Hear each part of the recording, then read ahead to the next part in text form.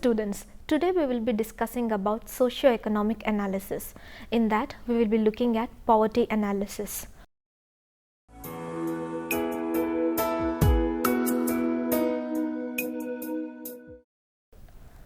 People living with chronic hunger exist in conditions of severe poverty. What they lack is the chance to change their situation, to develop their own self-sufficiency. Poverty is the state of lack of a certain amount of material possessions or money. Poverty has traditionally been defined in terms of income or consumption. Thus, it is the inability to attain a minimum standard of living. Poverty is not just about physical deprivation. It is also about lack of opportunity and loss of hope. Poverty deprives people of their security and well-being, deprives people not only of safe water and adequate food and clothing and shelter, but also education and health care, takes away people's right and their freedom, dignity and peace of mind, puts people's lives in danger and robs them of their future. Fundamentally, poverty is a denial of choices and opportunities, a violation of human dignity. It means lack of basic capacity to participate effectively in society. It means not having enough to feed and clothe a family, not having a school or clinic to go to, not having the land on which to grow one's food or a job to earn one's living, not having access to credit. It means insecurity, powerlessness and exclusion of individuals, households and communities. It means susceptibility to violence, and it often implies living on marginal or fragile environments without access to clean water or sanitation. Absolute poverty was defined as a condition characterized by severe deprivation of basic human needs, including food, safe drinking water, sanitation facilities, health, shelter, education and information. It depends not only on income but also on access to services. About 1.7 billion people are estimated to live in absolute poverty today.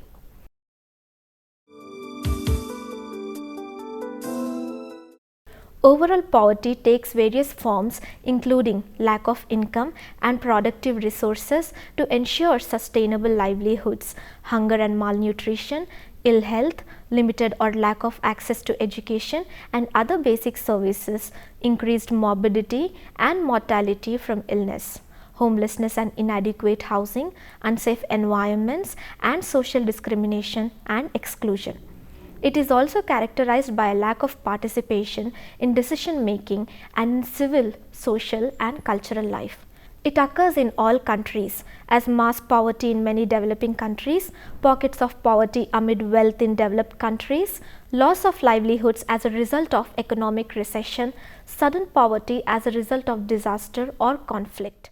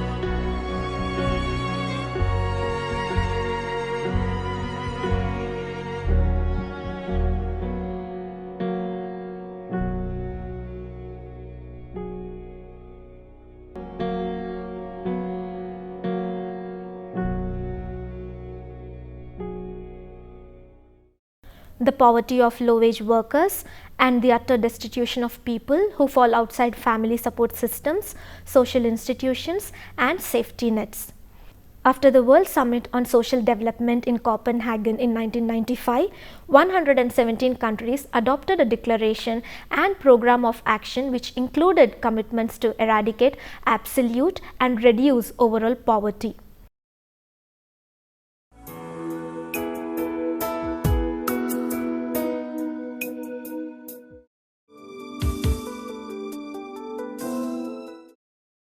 Fixation of poverty line. To measure exact numbers of poor people and per capita expenditure, various methods had been adopted by the Government of India. The official measure of Indian government before 2005 was based on food security, and it was defined from per capita expenditure for a person to consume enough calories and be able to pay for associated essentials to survive.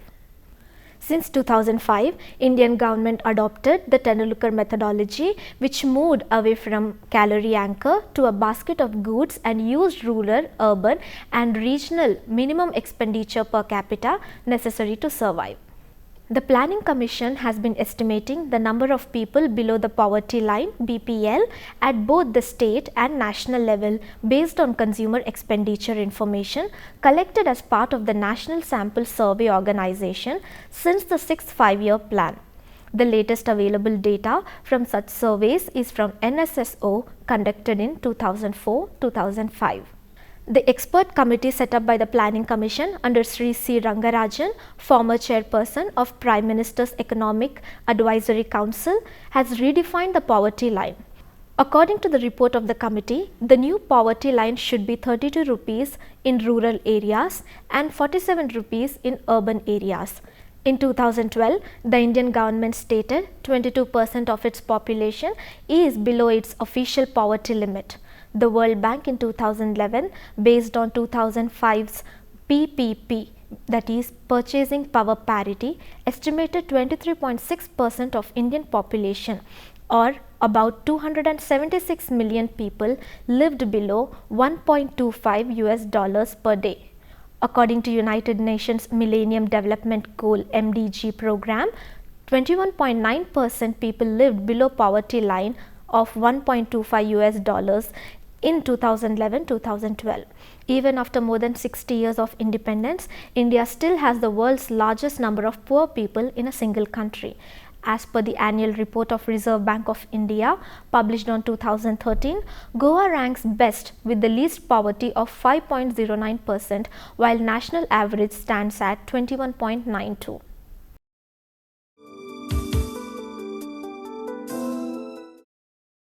India in its 10th five-year plan 2002 to 2007 survey stated that below poverty line for rural areas was based on the degree of deprivation in respect of 13 parameters: landholding, type of house, clothing, food security, sanitation, consumer durables, literacy status, labor force, means of livelihood, status of children, type of indebtedness, reasons for migrations, etc.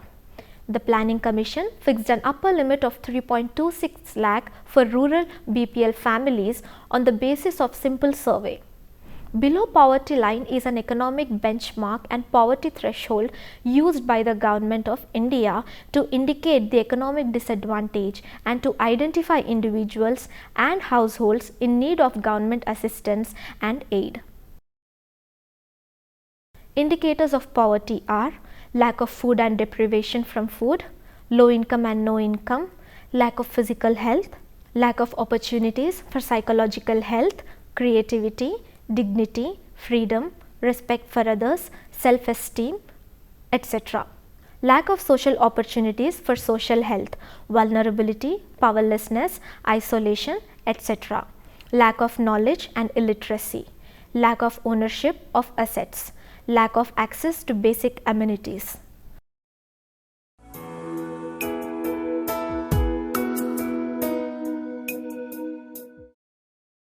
The main cause of poverty are the shortfalls in the ownership entitlements, endowments, production and exchange options of the poor and different poverty groups due to their weak bargaining power within existing social relations and institutions. Endowment failures, production failures, exchange failures.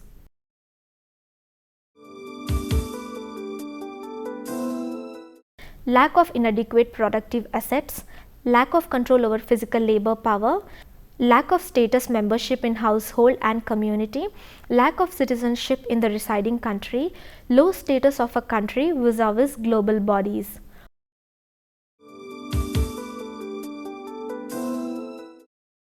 Poverty is a vicious cycle. It shows hazardous impact on the life of individuals. A poor person has a low income status, due to which the family members cannot have adequate food to meet both the dietary as well as nutritional requirements. Consequently, the members are vulnerable and are easily prone to, in ill health, the productivity is low. In order to meet the expenditure of the family, the individual is compelled to take some kind of loan. Due to lack of institutional credit, he or she depends on local money lender or any other non-institutional credit sources. These sources demand bonded labor, mortgaging or selling of assets, which makes him more poor. Due to pressure, there is also a danger of habituated to malpractices, which increases poverty further. Poverty is experienced more severely by poor women than poor men due to less access to food, education and health care, unequal inheritance rights, lack of equal opportunities, etc. Poor women's ability to overcome poverty is much lower, that is, shortfalls from what is required for survival are often more for women than men.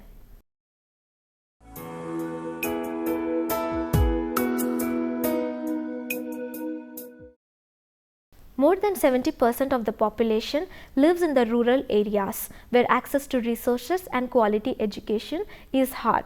Therefore, the majority of the population fail to acquire the necessary skills for development. Overpopulation in India has led to high unemployment rates and has inhibited the provision of quality public services. The caste system in India has also contributed to the increase in poverty due to the separation of people into thousands of groups.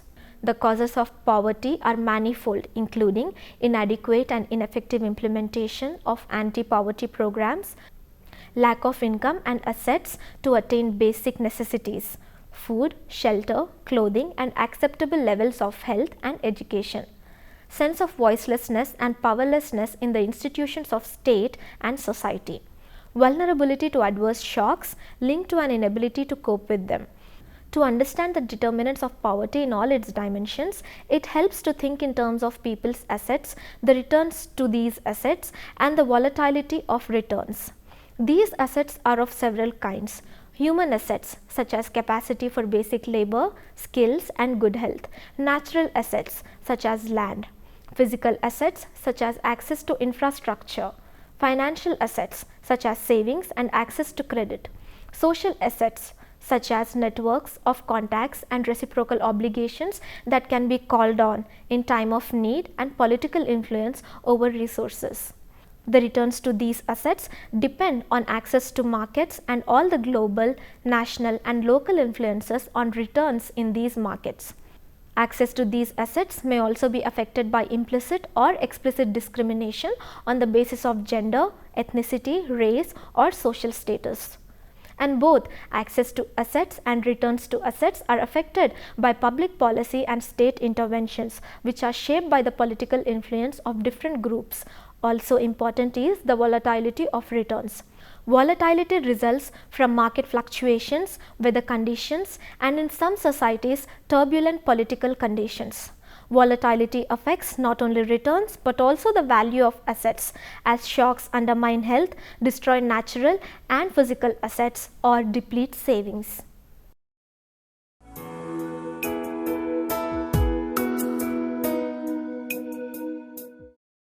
Alleviation of poverty remains a major challenge before the government. Acceleration of economic growth with a focus on sectors which are employment intensive facilitates the removal of poverty in the long run. However, this strategy needs to be complemented with a focus laid on provision of basic services for improving the quality of life of the people and direct state intervention in the form of targeted anti-poverty programs. While growth will continue to be the prime mover, anti-poverty programs supplement the growth effort and protect the poor from destitution, sharp fluctuations in employment, and incomes and social insecurity. The specifically designed anti-poverty programs for generation of both self-employment and wage employment in rural areas have been redesigned and restructured in 1999 and 2000 in order to enhance their efficacy or impact on the poor and improve their sustainability.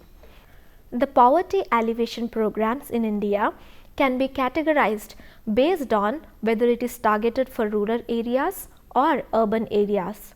Most of the programs are designed to target rural poverty as the prevalence of the poverty is high in rural areas.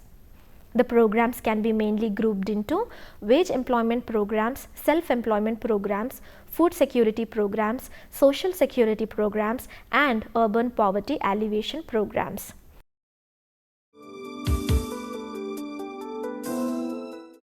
Current major poverty alleviation programs are Wage Employment Program, which is Mahatma Gandhi National Rural Employment Guarantee Act (MGNREGA). Self-Employment Program, which is Swarna Jayanti Gram Swarojgar Yojana (SGSY). Jawaharlal Nehru National Urban Renewal Mission (JNNU-RM). In the process of poverty eradication and reducing gender discrimination, the governments have been implementing various schemes and programs providing ways and means towards women development and empowerment. Self-help groups movement is one among such programs which has been proved successful in fulfilling its objectives. However, it is felt that the other schemes and programs do have their prominent part in the process of women development and empowerment, and which are being successfully implemented. Okay students, we have come to the end of the session. Do you have any questions? I have a question, ma'am.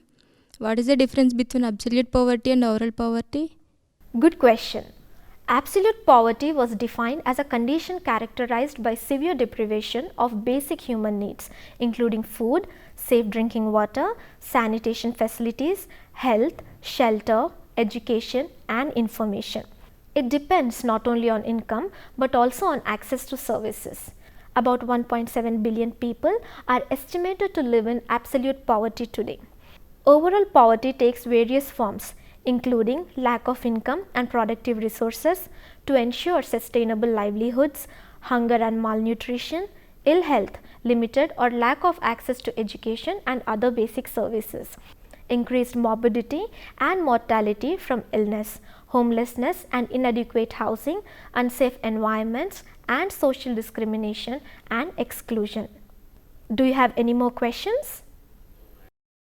So we have come to an end of our session. Thank you.